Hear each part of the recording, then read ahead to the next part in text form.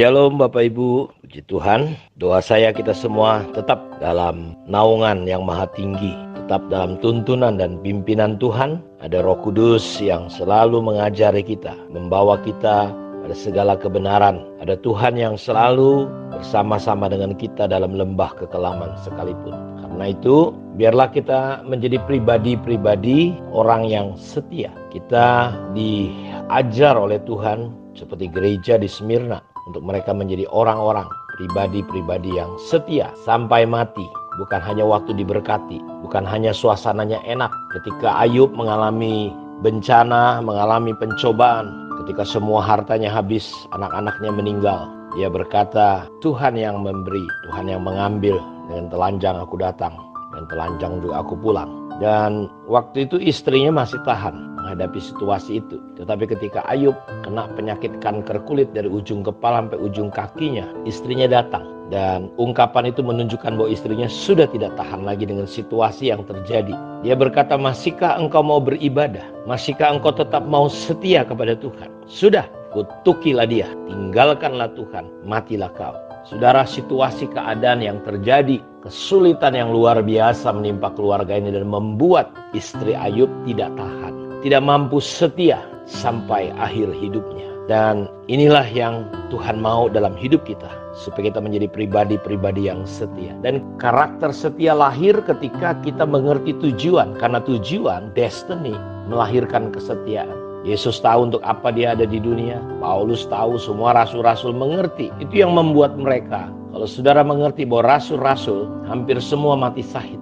Hanya Yohanes yang mati tua, tetapi dia mengalami penderitaan, pernah digoreng hidup-hidup, kecuali Yudas tentunya. Dan semua tokoh-tokoh gereja, tokoh-tokoh kegerakan, sejarah tentang gereja membuktikan bahwa mereka adalah pribadi-pribadi yang setia. Kenapa mereka bisa kuat? David Livingstone di Afrika. Monson Lehman mati, sudah dipanggang, dipotong. Tapi mereka tidak takut, mereka tidak menyerah. Karena mereka tahu untuk apa? Mereka hidup. Tujuan. Tujuan membuat kita bisa kuat. Kita tidak berputar-putar. Kita tidak bisa dihalangi, ditarik kiri, kanan, muka, belakang. Kita akan tetap jalan karena kita tahu tujuan. Ketika saudara kehilangan tujuan, saudara akan sulit memiliki karakter yang namanya setia. Dalam Mazmur 12 ayat 1, untuk pemimpin biduan menurut lagu yang ke-8 Mazmur Daud ayat 2, tolonglah kiranya Tuhan, sebab orang saleh telah habis, telah lenyap orang-orang yang setia dari antara anak-anak manusia. Ada sebuah keraguan, ada sebuah nubuatan bahwa orang saleh, orang setia.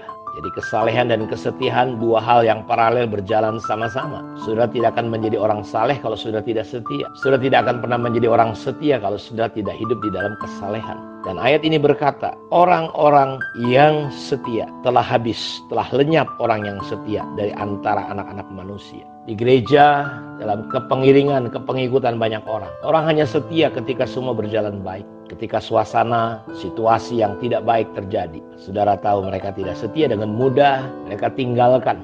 Banyak rumah tangga yang meninggalkan perjanjian, janji nikah mereka. Mereka tidak boleh bercerai kecuali maut yang memisahkan. Tetapi karena alasan ini, itu, dan segala macam, mereka dengan mudah memutuskan janji setia mereka kepada Tuhan. Telah habis, telah lenyap orang-orang yang saleh, khususnya kita sedang bahas tentang kesetiaan. Jadi ini sebuah pernyataan nubuatan bahwa hari-hari ini memang tidak mudah menjumpai orang yang setia. Saya berdoa supaya saudara menjadi teladan dalam kesetiaan. Dalam Wahyu 1 ayat 5, dari Yesus Kristus, saksi yang setia. Yang pertama bangkit dari antara orang mati, yang berkuasa atas raja-raja di bumi ini. Bagi dia yang mengasihi dan yang telah melepaskan diri dari dosa kita oleh darahnya. Saudara lihat, saksi yang setia. Tuhan Yesus adalah Allah yang setia. Jadi Tuhan mau dia disebut setia. Dalam Wahyu 3 ayat 14, tuliskanlah kepada malaikat jemaat di Laodikia, inilah firman dari Amin, saksi yang setia dan benar, permulaan dari ciptaan Allah. Bahkan kalau saudara tahu, pada hari-hari terakhir nanti, orang-orang yang bisa bersama dengan Tuhan Yesus, yang ikut berperang melawan antikris. Dalam Wahyu 17 ayat 14, Mereka akan berperang melawan anak domba. Siapa mereka? Antikris dan pengikutnya, nabi-nabi palsu. Mereka akan perang lawan Yesus, anak domba. Tetapi anak domba akan mengalahkan mereka karena ia adalah Tuhan di atas segala Tuhan dan Raja di atas segala raja. Mereka bersama-sama dengan dia juga akan menang. Siapakah mereka yang bersama-sama dengan Yesus dan ikut menang? Yaitu mereka yang terpanggil. Saudara, kita nggak cukup hanya terpanggil. Kita sudah dipanggil, kita sudah diselamatkan. Yang kedua, yang telah dipilih. Dan yang ketiga, orang yang bersama Yesus. Ada 3 kriterianya. Dipanggil, dipilih. Kalau saudara mau masuk misalnya Akpol, yang daftar 20-30 ribu, yang diterima mungkin cuma ratusan. Tidak semua lulus.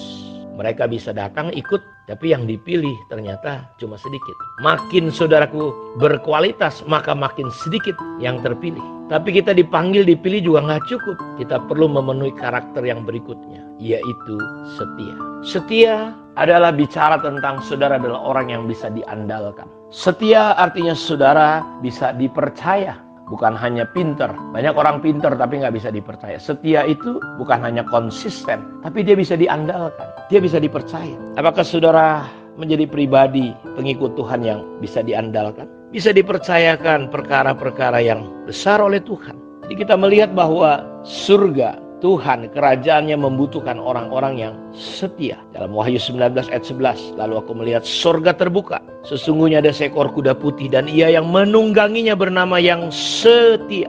Jadi Tuhan, dia disebut yang setia, yang benar. Ia menghakimi dan berperang dengan adil. Jadi saudara jangan ragukan kesetiaan Allah untuk hidup kita. Pemeliharaannya, dia bisa diandalkan, dia bisa dipercaya. Karena itu saya berharap lewat renungan pada saat ini, biarlah kita mengerti tujuan kita. Sehingga tujuan akan membuat kita menjadi pribadi yang setia. Tujuan melahirkan nilai budaya hidup kita yang berbeda. Tujuan membuat kita memiliki identitas yang jelas. Bahwa kita adalah anak-anak. Dan kita adalah orang-orang yang setia sampai akhir hidup kita.